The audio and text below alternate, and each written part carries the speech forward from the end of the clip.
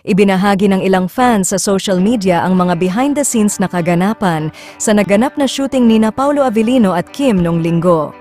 Ayon sa mga marites, di umano'y bago pa man magtungo sa location site ng kanilang movie, dumaan muna ang dalawa sa simbahan na labis namang ikinatuwa ng kanilang mga tagahanga. Marami ang natuwa sa idea na di umano'y ginawa nilang pagdalo sa simbahan na para sa ilan ay isang patunay ng kanilang pagiging grounded sa kabila ng kanilang busy schedule.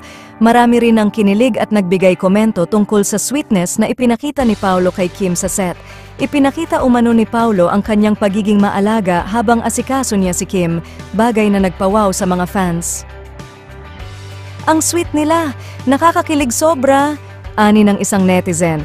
Mayroon namang nagsabi na tila bagay na bagay ang dalawa na muling nagbigay ingay sa mga dating haka-haka at spekulasyon sa posibleng pagkakamabutihan ng dalawa sa likod ng kamera.